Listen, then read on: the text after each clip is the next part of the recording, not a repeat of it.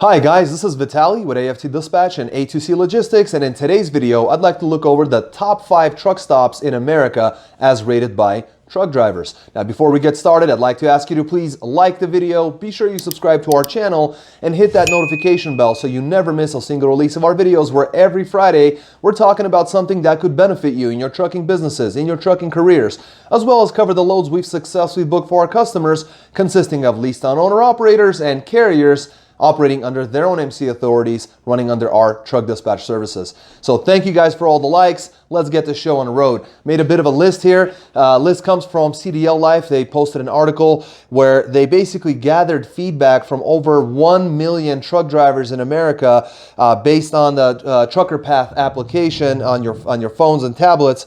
And they looked at the ratings and the reviews on the app and compiled the top 5 lists for independent truck stops as well as chains. And I wanted to quickly go over those, and I would love to hear your feedback as well. Are these your favorites, or do you have other ones? If you do, leave a comment in the comment section below. Tell us the name of the truck stop, maybe why you like it. What's something that other drivers might, something special about it that they should look for. What exit is it on? What city and state is it? So we'd love to hear about that, and I'm sure especially the new truck drivers, they could really benefit from that information. So thank you for doing that. So let's start off with, I think let's start off with some of the independent truck stops first.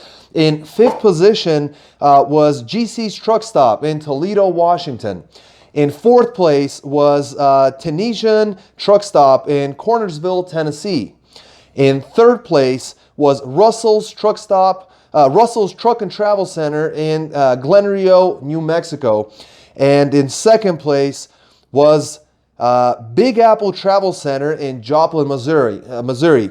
In 1st place, drum roll please, in 1st place for independent truck stops as rated by America's truck drivers, over 1 million of them, Noble's Restaurant and Truck Stop in Corinth, Kentucky.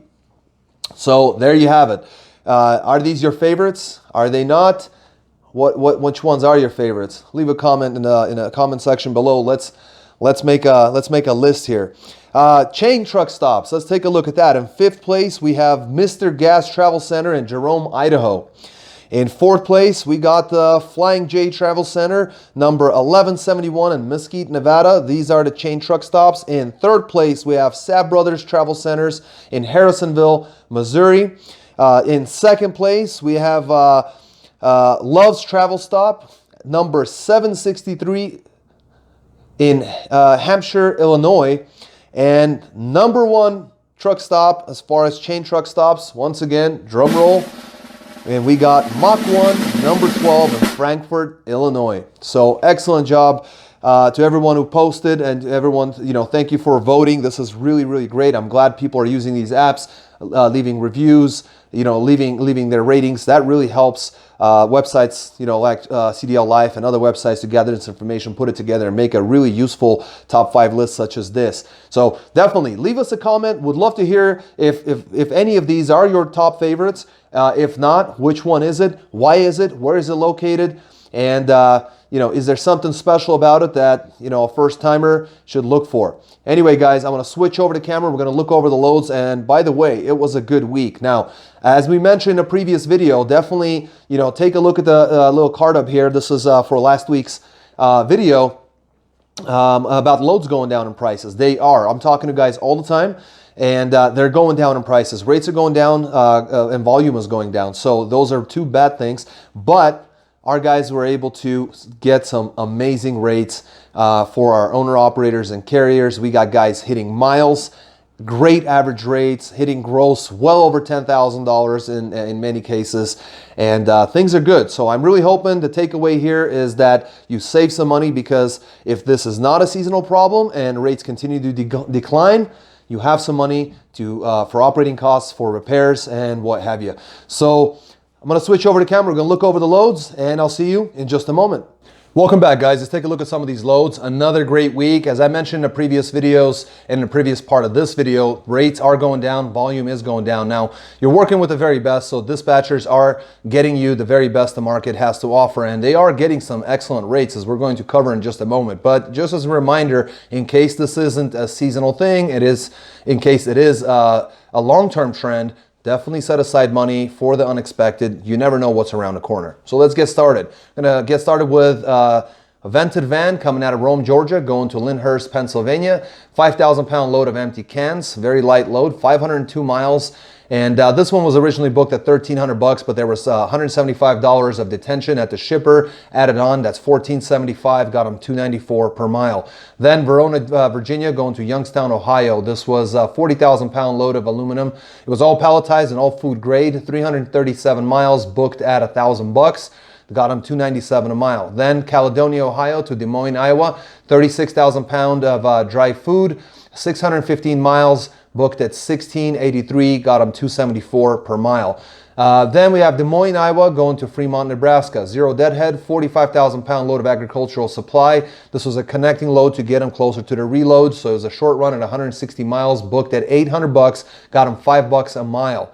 Then right out of Underwood, Iowa, when they arrived for the reload, went to Amsterdam, New York. This was a 10,000 pound load of beef jerky, a light load, and 1,218 miles, lots of miles. This one was booked at $4,000, which got them $328 a mile. I see why they did that.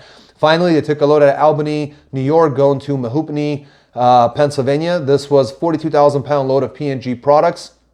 Another load just to get him home, closer to his home, so he wouldn't have to deadhead much. 189 miles, booked at $1,100, got him $582 per mile. Excellent job. And wait till you hear this. They ran Friday to Friday, ended up grossing $10,058, which got them $333 per mile loaded and $301 per mile with deadhead included, and only had 317 miles of deadhead. So an excellent job. Ran 3,021 miles in total, running east to the Midwest and then back, and then they ended up with top gross for the week. Did an excellent job, over $10,000 in a week. Where you can still make good money. Now we're going to look at a reefer coming out of Williamsburg, Virginia, going to South Portland, Maine. This was a 43,000 pound load at 38 degrees, 690 miles, $2,800 booked, got them $406 per mile. Then Westbrook, Maine, going to Greer, South Carolina, 25,000 pound load of medical supplies at 41 degrees, 1,026 miles, booked at $3,000, got them $292 per mile. Then Mills River, North Carolina to York, Pennsylvania, 25,000 pound load of it looked like gum paper labels. It was a dry load, 561 miles in this reefer, $1,600 booked, $285 per mile. Then they took a load out of Manchester, Pennsylvania to Taunton, Massachusetts. 40,000 pound load of frozen food at -10, 382 miles, booked at $1,800, got them $471 per mile.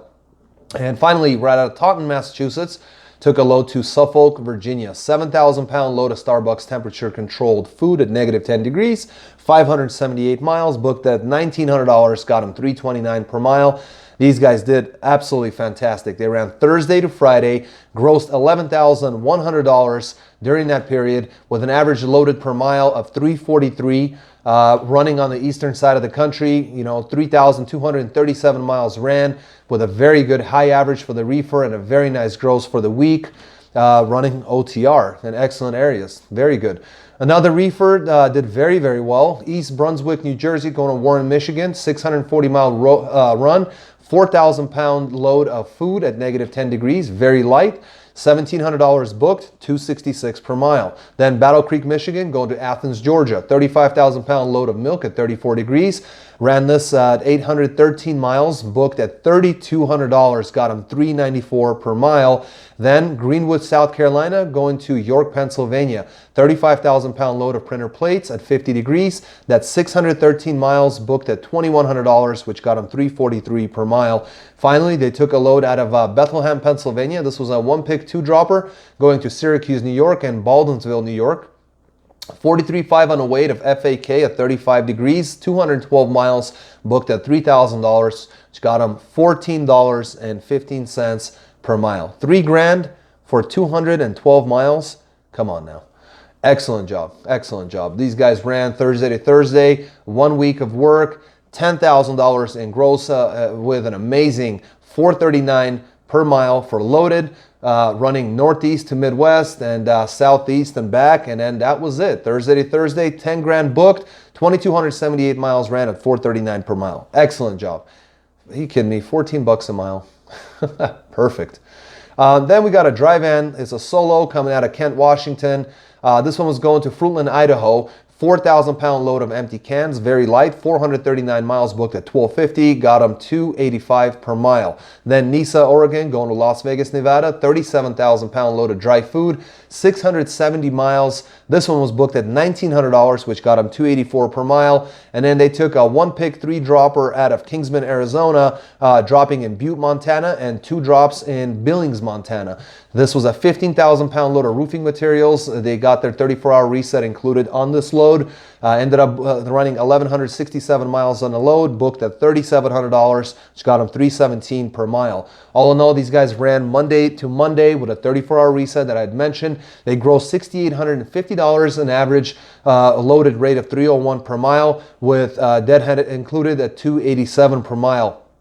Ran 2,276 loaded miles and only had 114 deadhead miles. Excellent job for this dry van. Good average, you know, especially considering we are in February, running in the western states and the western coast, basically, you know, Washington, Oregon, Arizona. Definitely excellent money. And finally, we got a reefer coming out of Champaign, Illinois, going to Lewiston, Maine. This is a Walmart delivery, 42,000-pound load of chilled food, 1,176 miles, booked at $4,300. That's $366 per mile, with a lot of miles. Then at a Scarsboro, Maine to Sussex, Wisconsin, 36,000-pound load of big paper rolls, also floor loaded. And it was obviously a dry load, even though it was in a reefer. 1,187 miles booked at $2,600. That's $219 per mile. And then out of Sauk Village, Illinois to Portland, Maine, took a load, was only 3,500-pound load, only 4 pallets of dry food, 1,072 miles booked at $35.60, got them $332 per mile. Basically, they ran Friday to Friday, grossed $10,460, and that they ran 3,435 loaded miles, only 185 deadhead, so not much considering all the miles they ran. 305 per mile loaded, 289 with total with deadhead included. Basically running Midwest to Maine and back for really nice gross of, you know, for a week of driving on the road. Excellent job. $10,460. Excellent job. Now we got Fontana, California, going to Prineville, Oregon. This is a dry van running 900 miles. It's a 10,000-pound load of medical supplies. $4,200 booked. That's $467 a mile. Then it took a load out of McDowell, California to U.S.A, Arkansas. Hopefully I said that right. U.S.A. 1,944 miles, 42,000-pound load of hay, booked at $4,450, got them $229 a mile, lots of miles. Ran only Friday to Thursday, ended up grossing $8,650 in gross with an average per mile of $304 per mile. And just, you know, basically this gentleman just follows the money. Easy work, you know, very easy to work with.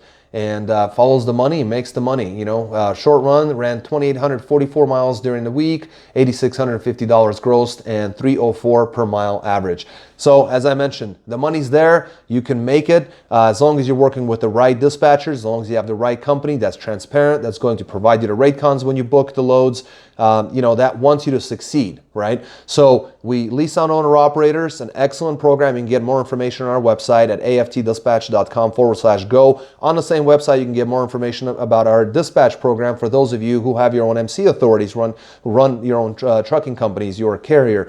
We do dispatch carriers as well. You can also call or text us at 801-448-6363.